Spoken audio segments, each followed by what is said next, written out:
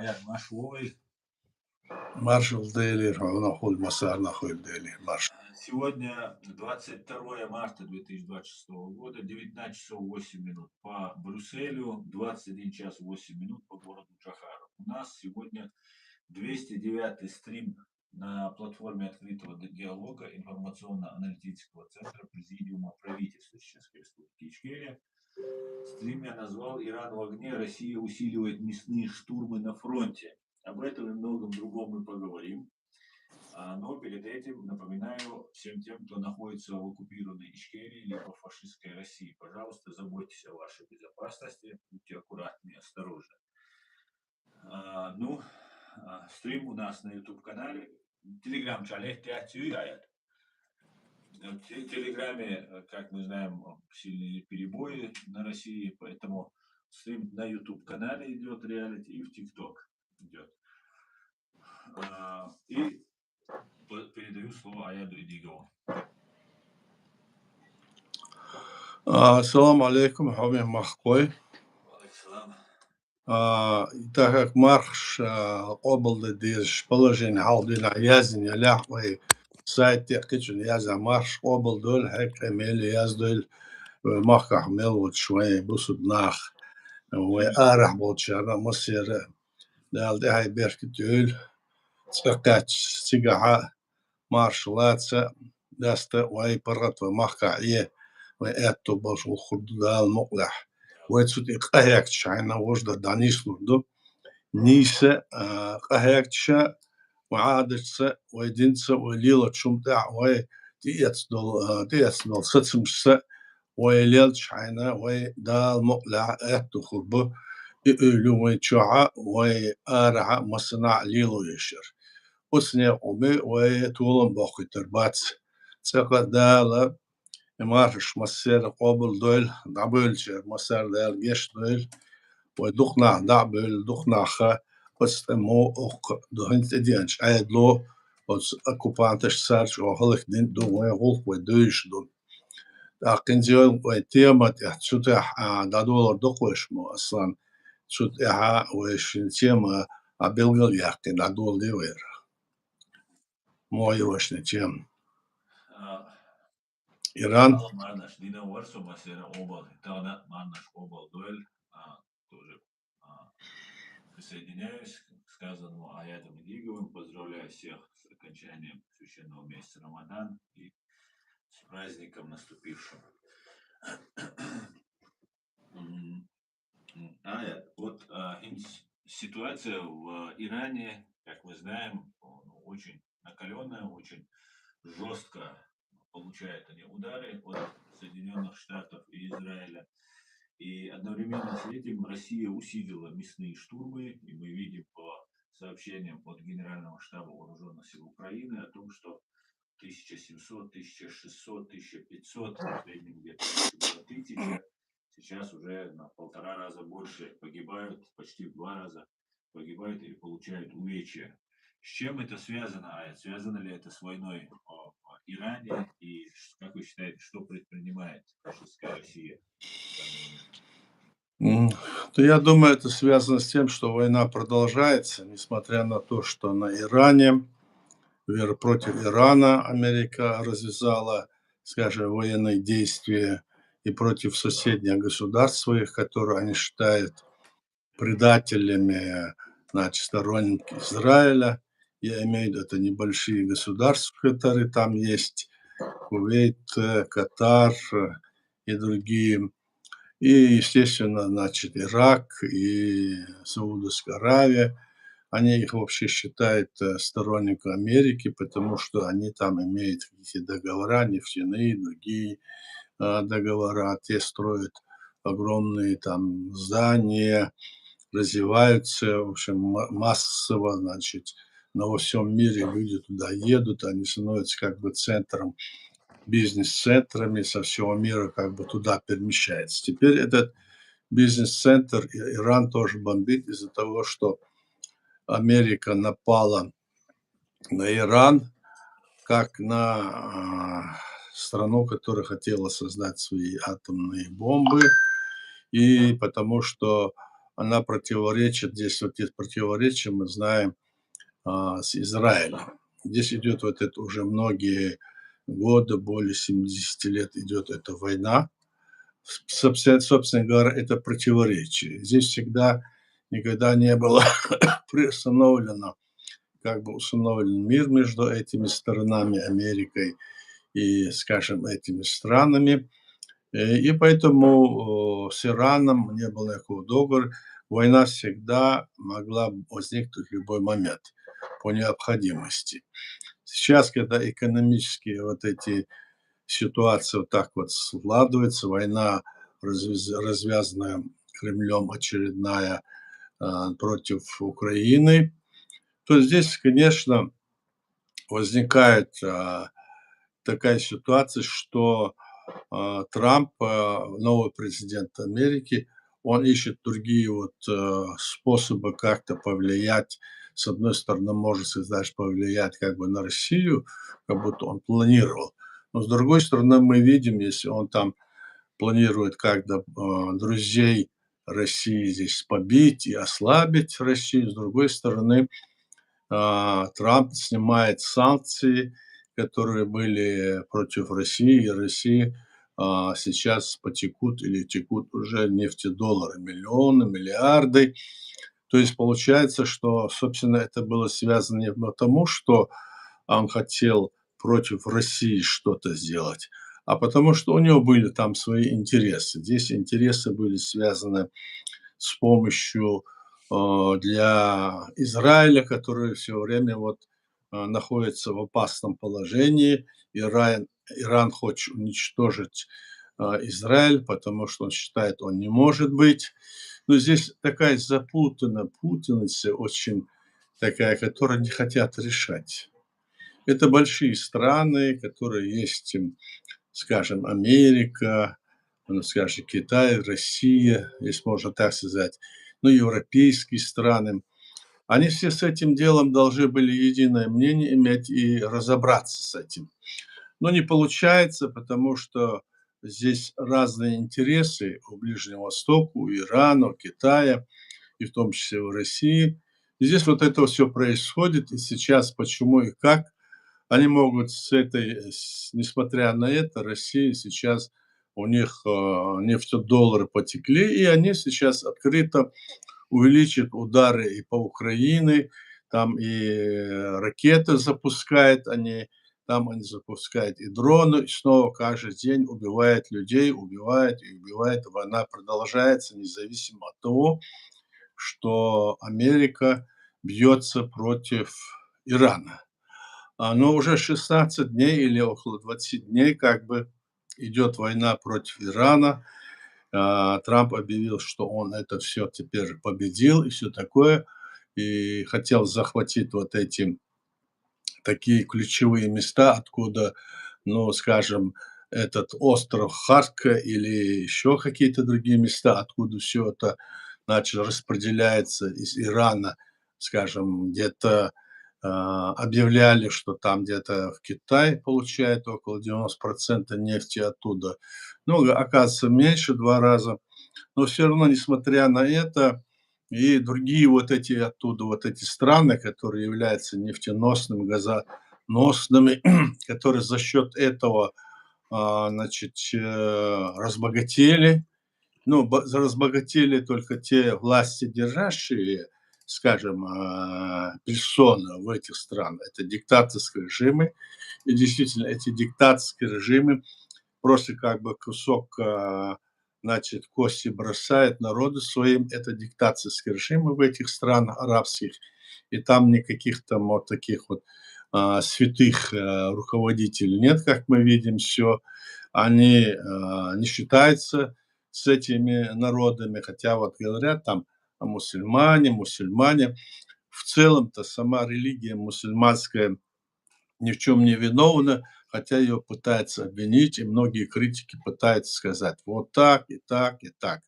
Но мы вот чеченцы мусульмане, и нас тоже из-за этого как бы, значит, в этот разряд втягивая, начинает рассказывать, вот они мусульмане, они ваххабиты, сепаратисты. Теперь против украинцев тоже придумают соответствующие только ярлыки, только в соответствии там христианской религии или не отступничество как бы от этого, или там говорят они еще кто-то. Вот такая ситуация происходит. В общем, идет борьба по экономическому разделу мира. Америка, Трамп, скажем, пытается захватить это нефтеносный район, и в том числе и эту нефть Ирана, и управлять ею. Управлять, и тогда она, хотя имеет самые большие запасы нефти, как Трамп говорит, в мире, но все равно он хочет, чтобы другие ничего не имели, а чтобы этим всем он заправлял. Вот такая здесь идет, значит, борьба. Ну и эти 16 дней, с одной стороны, можно сказать, что мы на стороне вот этих, скажем, врагов нашей, России и ее друзей. Почему я на стороне? Потому что Россия угнетала наш народ, столько войн было, сейчас мы знаем, и сейчас наша страна оккупирована это Россией, мы находимся и ведем борьбу против этой империи в зарубежье, пытаемся освободить нашу территорию с точки зрения права. А здесь происходят всякие какие-то чудотворные вещи, совершенно происходят никакие не международное право, и никакое право здесь как бы не соблюдается. Захвачу это, захвачу то, расхвачу это, там Кубу, Венесуэлу, Иран, и что такое. На то, на что мы надеялись, сегодня оно что, вообще рушится, что ли? Можно, вот люди наши так говорят. Как это так? Те люди, которые всегда говорили, что это за демократия, все не надо, все, они как бы получают себе плюс и говорят, вот мы говорили, мы же говорили, вот смотрите, что они делают.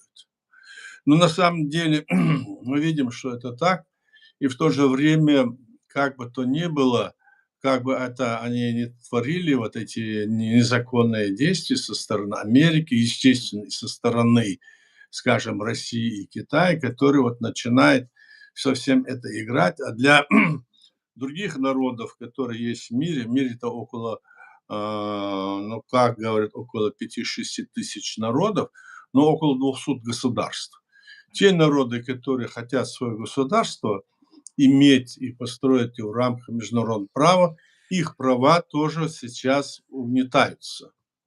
Вот те действия, которые происходят сейчас против Ирана, хотя мы и против этой иранской, скажем, диктатского режима, за то, что они являются сотрудниками, друзьями, скажем, Кремля, хотя эти мусульмане, эти христиане или разницу. Но в то же время мы не согласны с тем, что вот этот принцип, вот мы захватим то, мы захватим это, мы отхватим, мы это сделаем. Тогда, получается, все страны в мире тоже вот так могут быть подвержены, они как бы должны сидеть и ждать, когда на них нападут, когда они понравятся, скажем, России или Трампу, или еще кому-то не понравится, что ситуация вот так вот будет развернута, и будут говорить, вот у вас там это, мы уберем вас и поставим здесь других.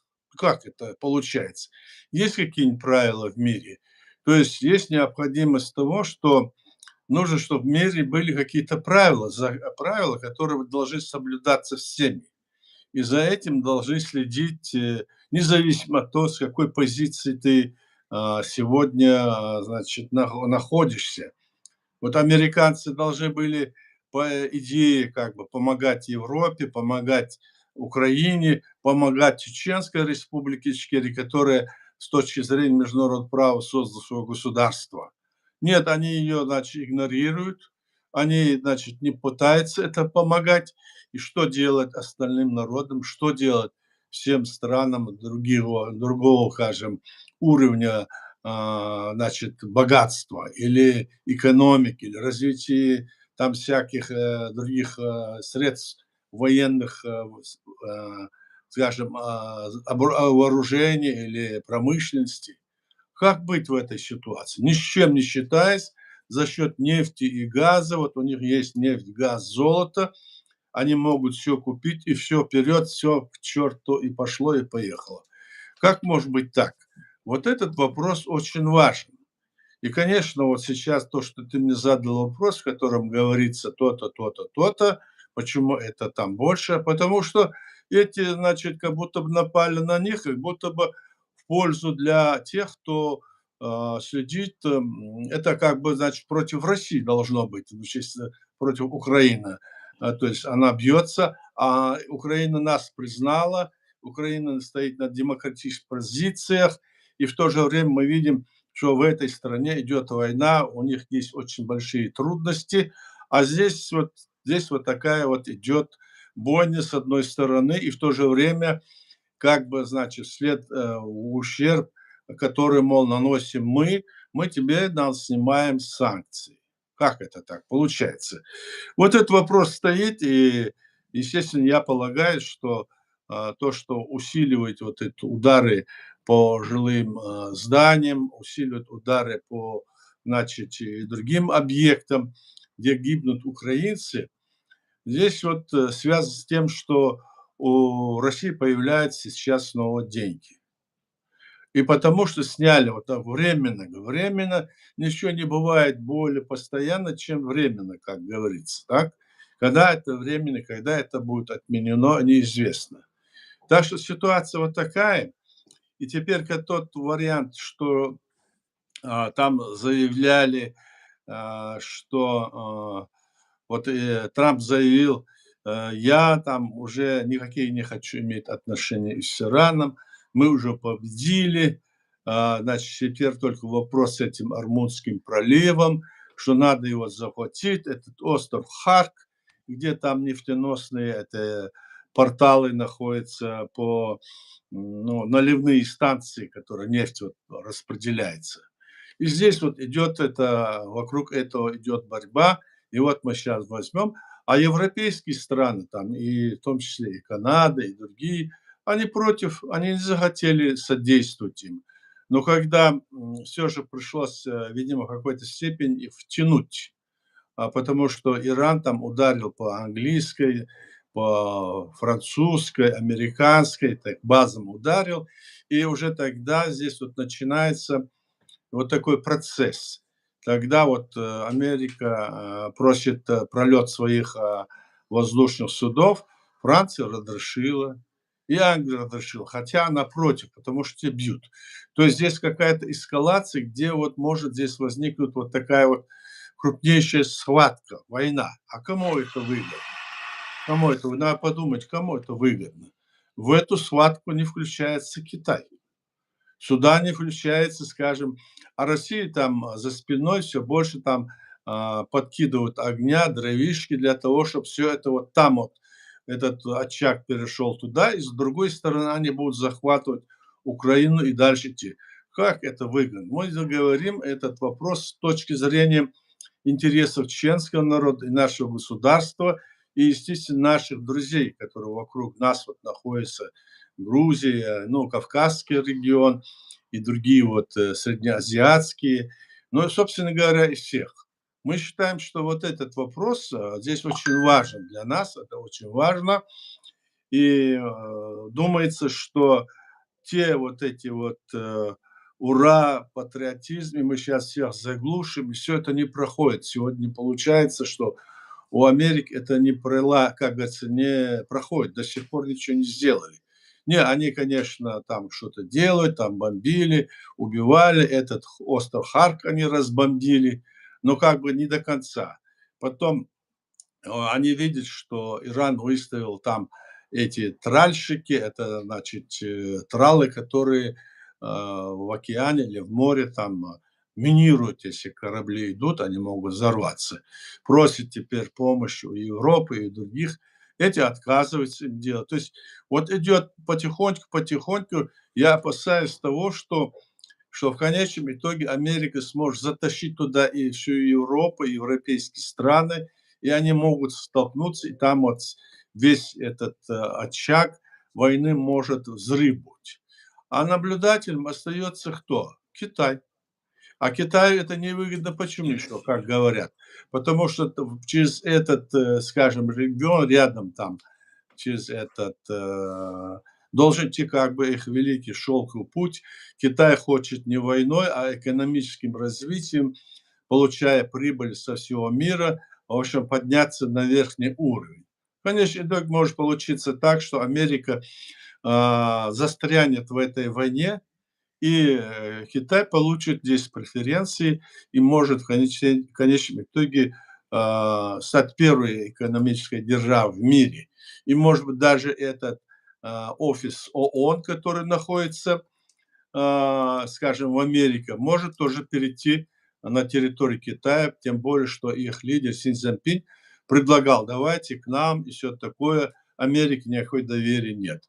Но вот близко к этому можно предполагать по тем шагам, которые мы видим, что происходит сегодня в этом регионе, в России у нас. Аслан? Barka Аят рисует. Аят, ну, война, которую ведет США и Израиль, в принципе, ее можно назвать логической и в определенной степени обоснованной. Они уже много десятилетий противостоят, угрожают друг другу, оскорбляют друг друга, убивают друг друга, что иранцы убивают американских, израильских, там, по возможности людей, что американцы их там генералов там могут ликвидировать, там как Касема Сулеймани и так далее. Ну, с этим все понятно. И вот вы сейчас только что сказали, что и США может втянуть всю Европу туда. Да, Вот по этому моменту у меня давно есть свои такие обоснованные опасения по этому поводу. Не в том, что там Европа втянется, а в том, что как с нами это произошло.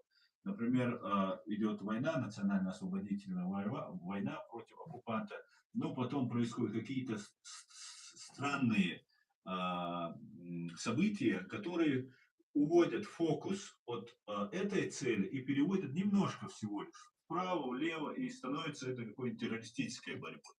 И вот в связи с этим, о чем вот больше всего меня волнует, что когда эта война начнется, какое-то 11 сентября произойдет. Например, 15 марта 2026 года, этого года, Али Лариджани, бывший верховный там по Нацгвардии, у них один из главарей функционеров в Иране, заявил о том, что мы не собираемся проводить 11 сентября. Такого плана разговор у него был, что Америка и, ну, если цитировать более точнее, он говорит, остатки файла Эпштейна пытаются сделать террористический акт наподобие 11 сентября. И что мы, иранский народ, не воюем с американским народом, и у нас нет вопросов. Ну, можно было бы, и через 2 дня он был убит. Израильская авиация налетела вместе с сыном, с охранниками, он был убит. Буквально ровно через 48 часов после того, как он в Твиттере сделал вот этот пост. Потом на следующий день, 16 марта, Дональд Трамп говорит, тоже упоминая и Аль-Каиду, и 11 сентября, упоминая вскользь вот этот момент. И когда вот буквально на днях глава национальной разведки по антитеррору США Джо Кент уходит с должности, и вот он то же самое повторяет и говорит, что у нас не было разведданных, которые говорили бы, какого бы числа это не было, 1 марта, иранцы собираются запустить эту большую внезапную атаку. Они устроят что-то вроде 9-11, то есть 9 сентября, 11 сентября, Пёрл-Харбора и так далее. Они атакуют одну из наших баз. Никаких таких разведданных не было. Но, по всей видимости, к чему-то такому-то мы уже подходим. Террористический акт такого масштаба, он готовится, ну, минимум полгода, год-два.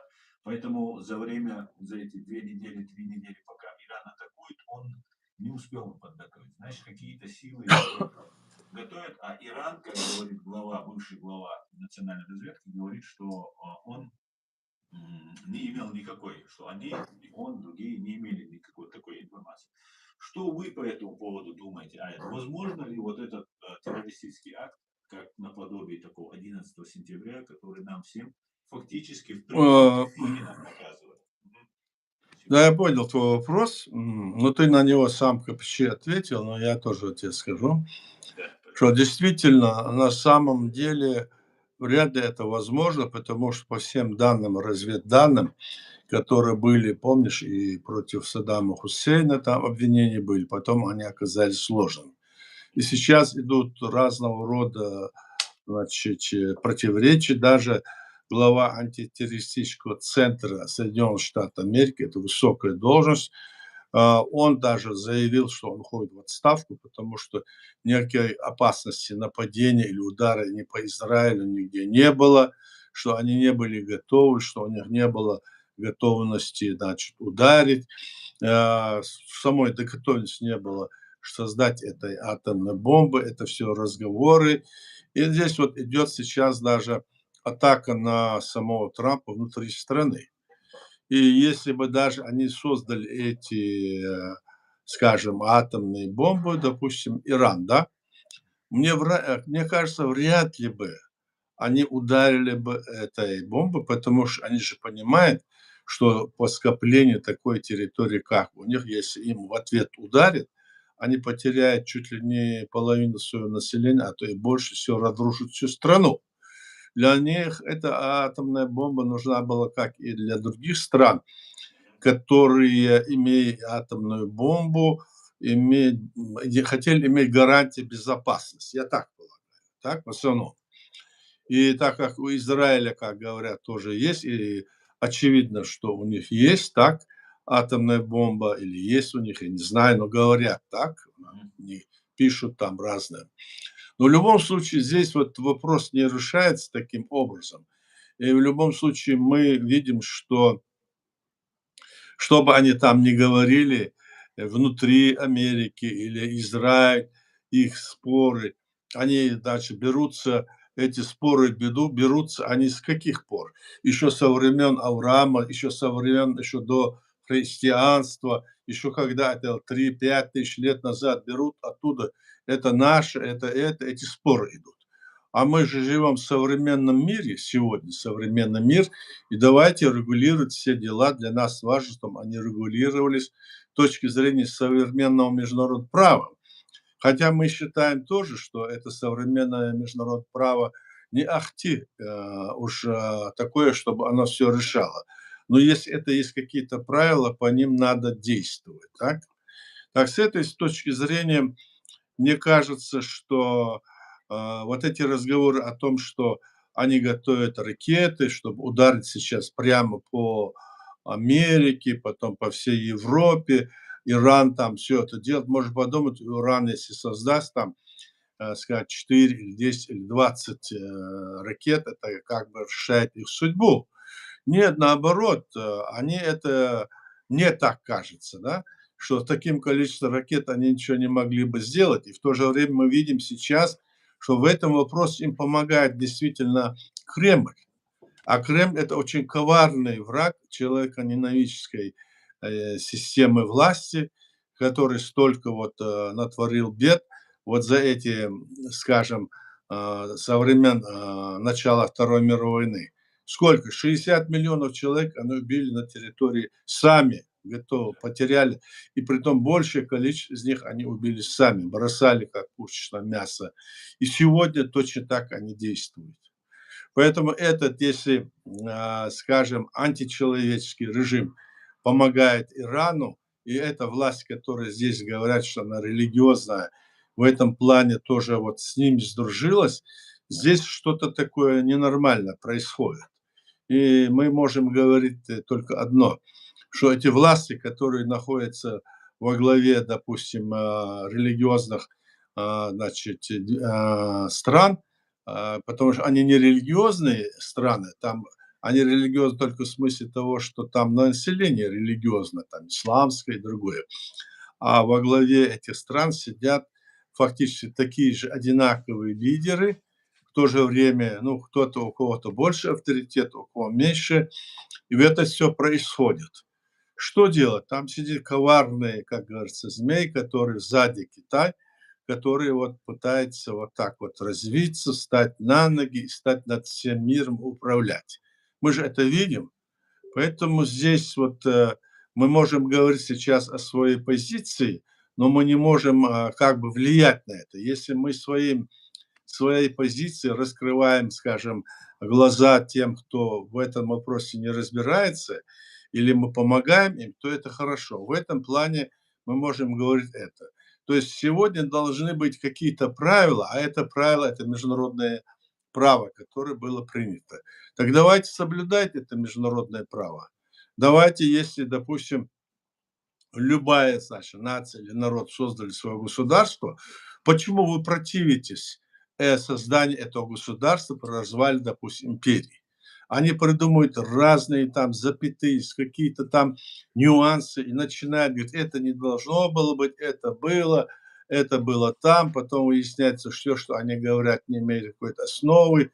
То есть мы должны стремиться к тому, чтобы было соблюдено современное международное право при решении всех вопросов, которые есть сегодня, скажем, в отношениях между теми 200, количество 200 государств мира, и в том числе, конечно, и наше государство. Мы беспокоимся в первую очередь о своей стране, поэтому в этом хаосе мы можем сейчас здесь вот так вот идет, и Украину вот так они сдают, значит, они хотят захоронить наш вопрос как можно дальше, как и в этом вопросе. Для нас это не, ну, не может никак устраивать. И эти разговоры, которые ведут разные деятели наши здесь на Западе, так называемые наши, в кавычках, помнишь, наши, не наши, а где не наши. Это, естественно, не наши, которые с этой линии хотят уходить, и где бы они ни крутились там, Европарламент, Совет Европы или, значит, на других каких-то площадках, блогеры, если они не придерживаются той линии, которая необходима, то есть той направления линии, на которой мы можем опираться, международное право, это наша Конституция для нас и Конституции для всех остальных стран. Вот эта линия должна соблюдаться. А если она не будет соблюдаться, о чем может идти речь? Значит, должно быть какое-то большое столкновение, чтобы это изменилось. Значит, сюда будут вовлечены остальные страны, народы, и это может вообще получиться то, кому это будет выгодно. Вот мы думаем, вот в Китае 1,5 миллиарда населения, в Индии столько же. Вот что это превратится? Вот о чем речь-то сейчас. Поэтому я исхожу из этого, когда говорю вот эту всю ситуацию. А вот здесь вот эти разные варианты, в день по 10 штук они меняют, разные блогеры, политики, и с Украины, и с Европы, и из России, все они что только не говорят, но логически рассуждая, вот так вот все это происходит с моей точки зрения, с точки зрения нашей легитимной власти, с точки зрения нашего народа, который создал свое государство в рамках современного международного права. Вот что кажется мне важным, и это наша позиция. Аслан? Понял. Ая, вот по поводу соблюдения международного права. Сейчас уже как бы откровенно, уже демонстративно, скажем так, вытирают ноги об международное право. И такое ощущение, что уже ту архитектуру безопасности, которая столько лет после Второй мировой войны существовала, ну, как бы ее уже все, ее списали, и сейчас будут создавать новую. Но для того, чтобы создать эту новую, видимо, должно что-то такое очень мощное потрясение произойти. И может ли это потрясение вот начаться именно с Ирана? Что вот что мы сейчас... Вот что-то я тебя не услышал, что надо. Записать? Ты, короче, сделай мне этот вопрос, потому что ты мне. Все, те Тебя плохо события, которые слышно, сейчас кстати. развиваются, что Ага. вот международное право будет сейчас новое устанавливаться, новая архитектура мирового порядка. Может ли катализатором вот этих мощных международных изменений стать именно Иран? Что там мировая война начнется вот массово оттуда. Вот ты знаешь, для того, чтобы создать современное международное право, должно быть такой процесс, как вот Нюрнбергский процесс, Мгм. который победил над фашизмом. Да. Там собрались все страны мира, так, и там они обсуждали, судили. По итогам этого Нюрнбергского процесса они определяли, как дальше жить. Совершенно Как верно. они определили тогда? Тогда они определили, вот нормальные там были в основу заложены. В основу это было заложено, первое, это свобода личности. На основе свободы личности было значит, предопределено принять всеобщую декларацию прав человека.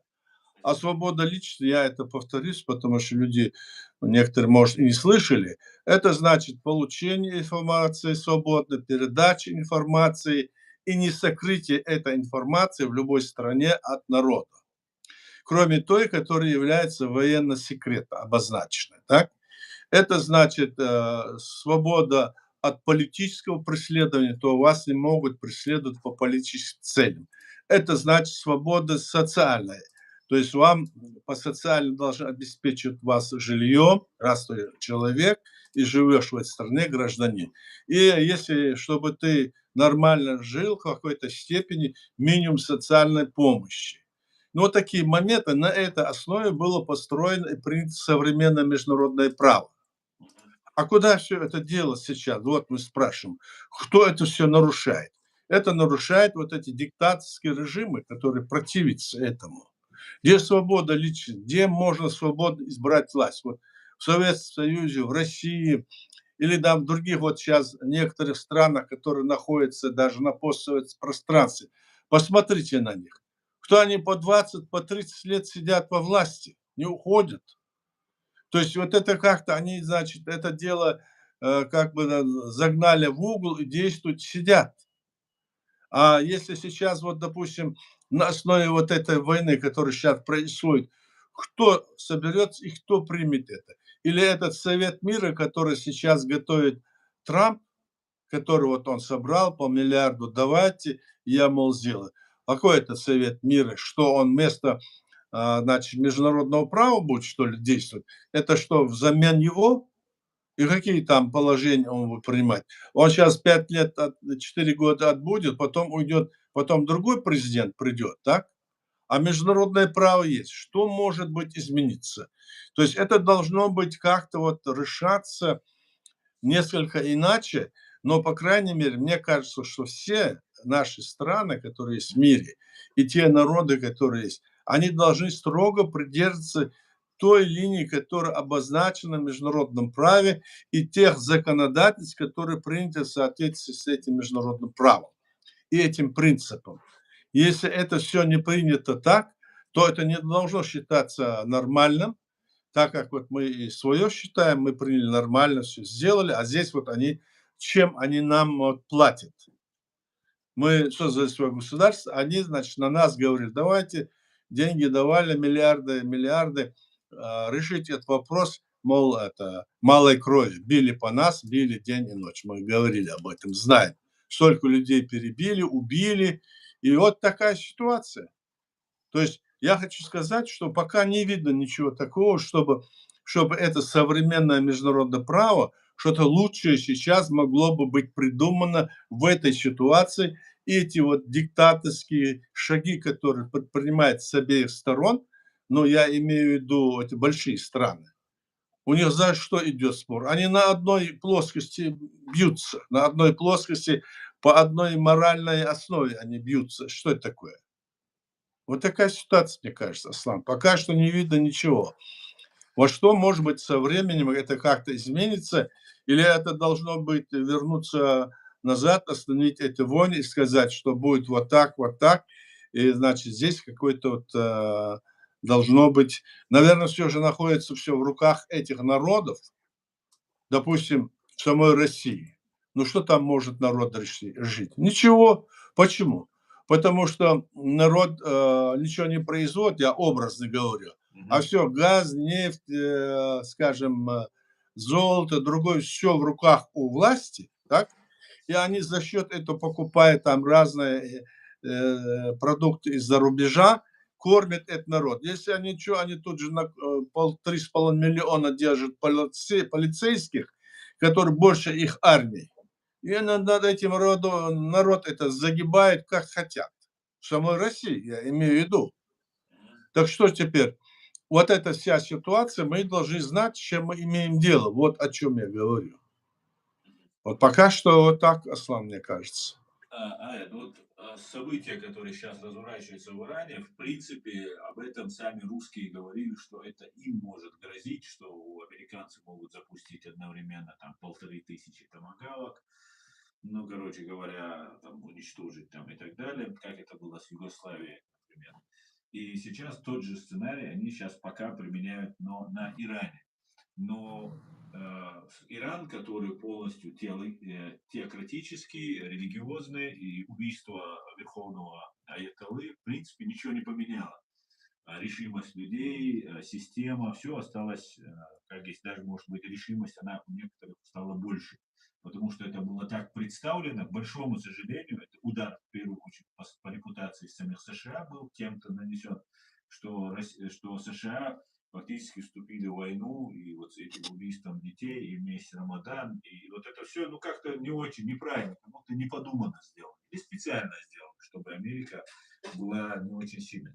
Такой же сценарий, если применили против России, он бы, ну, на мой взгляд, 95% или даже больше имел бы успех, потому что у России нету никакой идеологии, никакой религии, которая бы объединяла. Как вы считаете, почему не было сделано сперва против России, которая фактически валялась уже у ног еще при Байдене, умолял Путин хотя бы там встречу где-то там, встретиться, где-то пообщаться, хоть где-то в коридоре где-то он пытался поймать там то Байдена, то Обаму вот это. Почему этот сценарий не был применен против России, которая является, если не большим злом, большей сатаной, если Иран это малая сатана, то Россия это больше большая сатана. Почему против России не начали, а начали с Ирана? Как вы думаете? Аслан, вообще-то, что бы ни говорили, там нефть, то все у, скажем, Ирана, да, и о том, что там религиозное вот это движение, ислам и все такое, да. Но посмотрите, народ верующий, народ пользуется, значит, религией, а сама, скажем, власть, которая, если на религиозных основах действует, она никак не может быть в дружбе с точки зрения религии, она не может быть в дружбе с другой религиозной системой власти, согласно говорить исламской религии, как вот преподносят нам, да? Они дружат. Как это может получиться?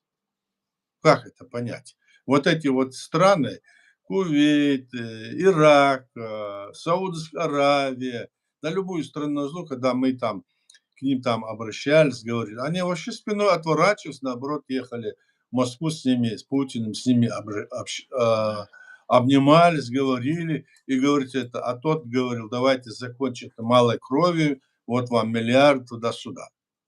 То есть вот почему? Потому что они были дружны и потому что они оттуда укачивали какие-то себе богатства тоже. Огромная территория, десятки раз больше Ирана, там и других, это Россия же там, а Советский Союз тем более, так? И потому что у них были тоже вот, они только все время после войны Россия готовилась только к войне. Она даже свое производство не развивала.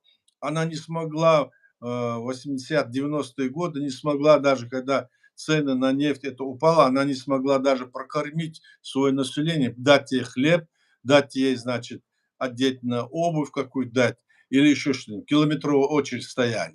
То есть она работала только на войну, эта страна. И в то же время она кормила за счет, эта нефть кормила, скажем, если можно так говорить, покупала, кормила свое население, которое работало. И не было никакой свободы у человека. Человек был под пятой. На Западе в этом смысле было свободнее гораздо, потому что могли создавать свои предприятия, организации, там, ну что угодно, и потом вот все это делали. Вот поэтому они не могут напасть на эту огромную Россию. Если на нее нападут, они могут переместиться, скажем, на тысячу, 1500 километров назад, допустим, власть сама, туда-сюда, вниз, вверх, да? А здесь попробуй переместиться, вот эти маленькие территории, которые меньше, даже тот Иран, он никуда не переместится тоже. Они бросят 10 бомб, да, которые по мощности не такие, как были в Нагасаки, Хиросиме, сотни раз больше. Они 10 бомб бросят, все. А по России, если у них везде это огромная 20, да. территория, Поэтому там их не очень-то и достанешь. Они там понастроили себе разных бункеров и могут то туда, то сюда перемещаться. С одной стороны. С другой стороны, у них не было интереса этого, чтобы вот Ну, против России это сделать. Потому что у России там, она даже свою политику, стратегию вот такую сделала еще 2000 года. Они заложили стратегию на нефти, газе и продаже все это. Вот Северный поток, там, Дружба, Южный поток, который шел на Турцию. Это все было связано этим, вот этими нефтеносным, этими делами. Они просто как бы закабалили все эти европейские страны, все от них как бы зависело. мгм. А теперь, и тем более, когда Сирия была, оттуда, которые с юга шли все нефтепроводы, а через Сирию они блокировали Россию, так, и пыталась это делать. Теперь вот это Армузский этот залив, откуда теперь траллерами везут эту нефть, и это сейчас как бы, значит, блокирует, этим используется Иран и пытается и там это блокировать. А здесь заблокировала, можно сказать, Россия, потому что она захватила, собственно говоря, этот, и тогда Сирию и держала все это. То есть вот такие ходы здесь идут, и попробуй здесь как-то эти вопросы решать. Здесь очень трудно вот представить себе, что они на Россию нападут. Поэтому они хотят, чтобы там была власть, которая была бы, значит, более, ну, как сказать, мирная, что ли, не имперская, что ли. Для нас тоже, мы когда пытались вот с ними договориться, они не хотели никакого мира. Помните, они развернули войну против нас таким образом, думали, что против нас. Нет, это не против нас было. Это было начало восстановления разрушенной им же Советской империи. Они сами развалили эту империю незаконным способом, который были законы по СССР. Они ее развалили и потом ставили, я всегда говорю, под лозунгом «разойтись, чтобы затем сойтись». И прораздавали они части народам, которые имели право создать свое государство, захватили их, не дали им возможность создать свои государства, и остальные, которые вышли оттуда, практически 80% из них стали диктаторскими режимами. Сегодня мы видим их. Ни одна из этих стран нас даже не признавала, когда мы свое государство так создали. Ни Казахстан, ни Среднеазиатские республики, ну, возьмем, кроме Грузии, никто к нам тогда в нашу сторону не посмотрел. То есть должна была быть, у нас была общая борьба с грузинами, потому что мы воевали за то, боролись за то, чтобы была свободная страна, демократическая, и чтобы диктаторских режимов не было. Мы были против этого. Поэтому они против Грузии нас и воевали. И провокации делали там в Абхазии и в других местах. То есть вот эта ситуация вот так разыгрывалась. Вот почему здесь это надо смотреть в отношении каждой страны отдельно. И по ситуации, которая складывается в мире. Вот что я думаю, Аслан. Вот здесь вопросы есть, да, Аслан, я вижу, да, или нет? Есть вопросы? От Ну, кого? вопросов Посмотри. нет, тут есть комментарии. Нету, да? Вот здесь к нам, у меня просто комментарий Ну пишут. да, если вопросы, я думал, вопросы там, я не вижу, правда. Нет, я не вижу вопросов. Ни здесь, ни в ТикТок. Ну, ничего, ничего, раз нет, так нет. Ну вот здесь у нас подписчик Георг пишет: армянский народ полностью поддерживает чеченский народ и в Армении, и за территорией Армении. Ну, армянский народ имеется в виду за территорию, но везде в мире армяне нас поддерживают. Вот Да, мы знаем, насколько что у вы нас есть много друзей среди армян. Мы знаем, что они разбросаны по всему миру. даже хотел спросить. Армяне армянам рознь тоже. Мы знаем, потому что они разные. Одни, значит, вообще против власти в Армении, армяне выступают, сидят в Москве, там вот что только не говорят, обвиняют эту власть тамошнюю. Ну, в общем, мы это понимаем, я думаю, что это так. И это так мы тоже как раз-таки относимся, соответственно, и к армянскому народу, естественно. Вот когда много общения происходит, как говорится, и в споре, и в общении рождается истина, и какие-то нужные необходимые обоим сторонам вещи можно извлекать из этого общения. Как у нас, Аят, сейчас на данный момент есть возможность там наладить контакт с армянами? Там, знаю, что вы дружите, вы сказали сейчас и раньше говорили. А, В этом Вообще смысле. должен сказать тебе, что плохо тебя слышно, хотя ты говоришь, что Нет, меня я плохо хочу слышно. сказать, что сейчас, Аят, армянам мы нужны. Ну, это мое мнение. Может быть, мы не нужны армянам, но мне так кажется, потому что сейчас они на новом этапе, очень им сейчас сложно, вокруг у них много врагов, а мы 2500, так сказать, знакомы с ними и имеем даже общий ДНК с армянами. Хоть и мы различаемся религией, но и культурно, и мировоззренчески, и воинственно мы очень похожи друг на друга.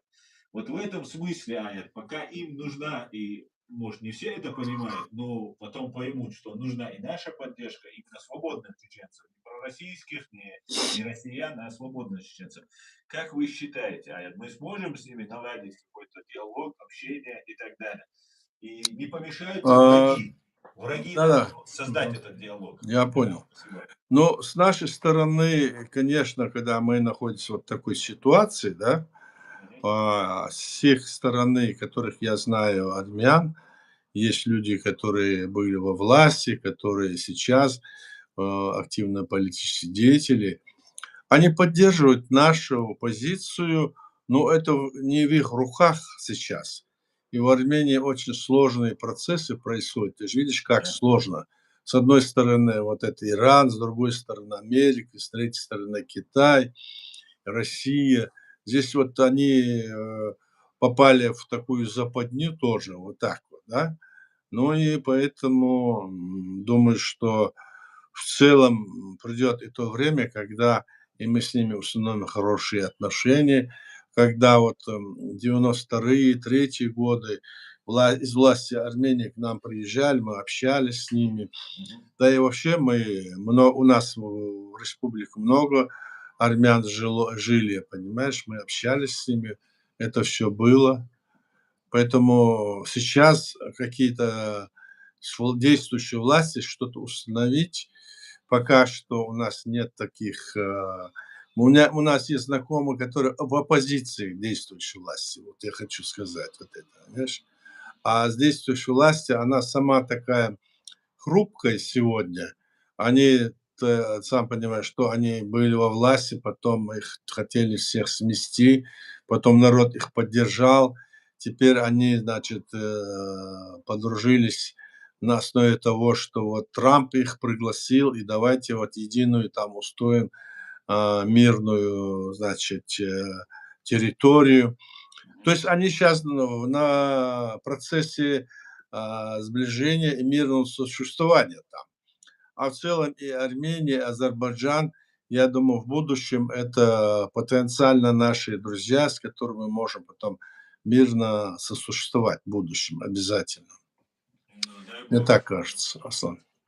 Дай бог, Аят. Аят, вот ну, в связи с этим мы знаем, что среди армян есть мусульмане, часть, где кто, видимо, в Турции или в России, не знаю, проживает.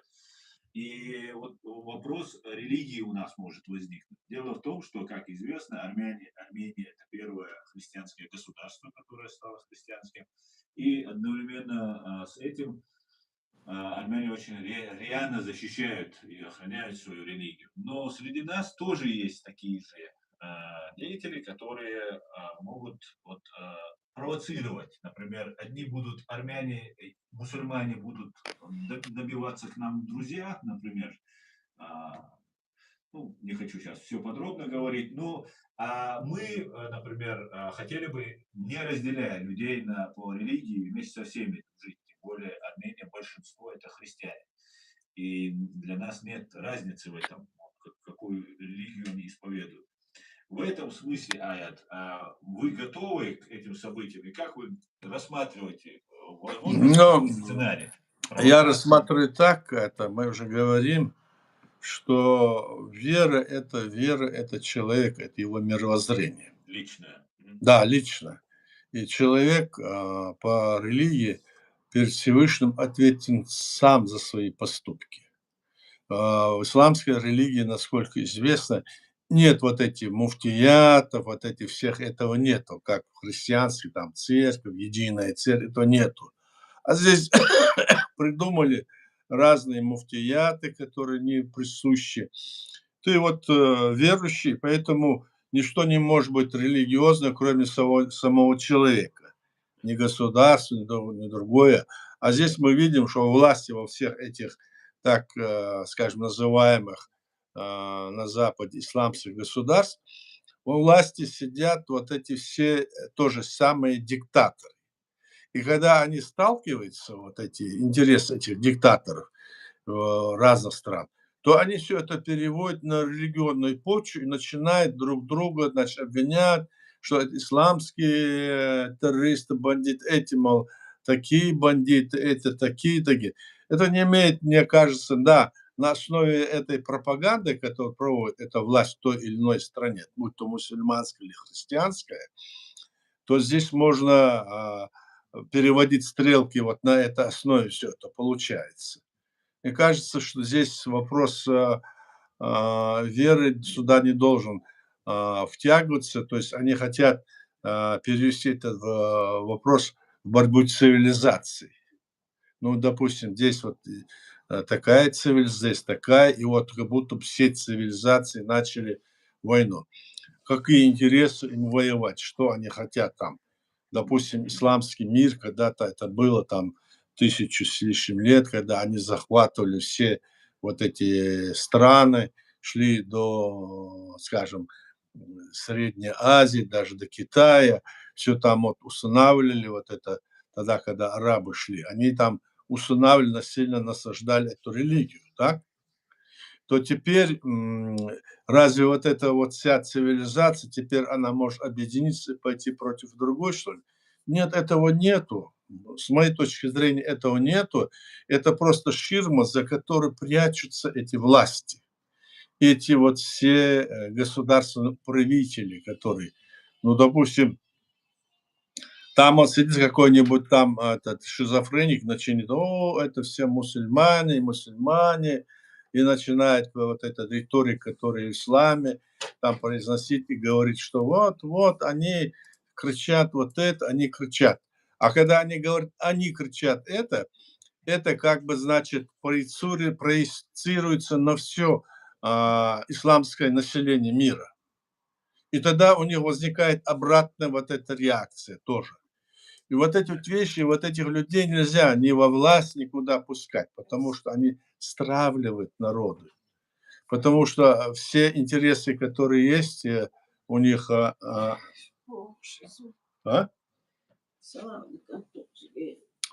В общем, вот такая ситуация здесь мне позвонили, вот это все. Аслан, давай тогда еще какие вопросы. Один вопрос от Иркина, последний задам. Мгм.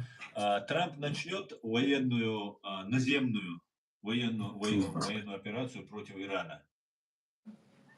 Я не знаю это только можно предполагать.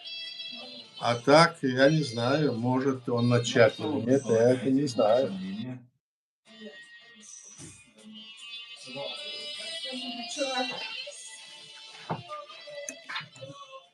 Это я не знаю, это будет зависеть от того, насколько это будет ситуация таким образом развиваться. Понимаешь? Но вы больше склонны, что будут они наземно воевать? Да. Или все-таки нет? Да, посмотрим, посмотрим. Все это будет зависеть. Это мы узнаем. Будет это или нет, мы узнаем, конечно, узнаем. Вот такая ситуация, Аслан. Мы уже почти час в эфире. Баркал Масарна, Шунахал Баркал, давай. Давай, Адикеев, Маш, Ади. Давай, Адикеев. Всего хорошего, Адикеев, Маш, до свидания. Адикеев.